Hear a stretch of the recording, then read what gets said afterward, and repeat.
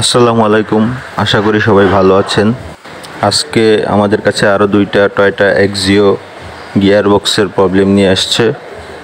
আজকে দুইটা এক্সিওর CVT gear repair করব আমরা। আমাদের এখানে hybrid, non hybrid, CVT, multi যে কোনো গিয়ার বক্স ওয়ারেন্টি সহ রিপেয়ার করে থাকি। আপনাদের গাড়ির গিয়ার বক্সের যে কোনো সমস্যার জন্য আমাদের সাথে যোগাযোগ করতে পারেন। ওয়ারেন্টি সহ ইনশাল্লাহ আমরা কাজ করে থাকি।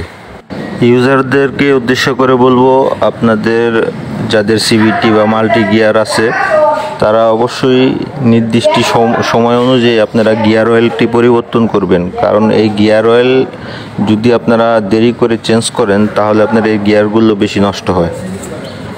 35,000 মাইলেজ হলে পরেই আপনারা একবার চেক আপ করে দেখবেন আপনার গিয়ার অয়েলের কন্ডিশনটা কী পর্যায়ে আছে।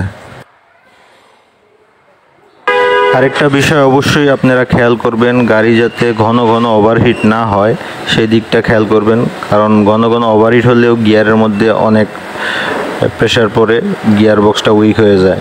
এই জন্য আপনার কুলিং সিস্টেমগুলো চেক আপ করবেন, রেডিয়েটর চেক আপ করবেন। ইউজারদের উদ্দেশ্য করে আরেকটি কথা বলবো, অনেকেই গিয়ার বক্স রিপেয়ার করে থাকে বিভিন্ন জায়গায়।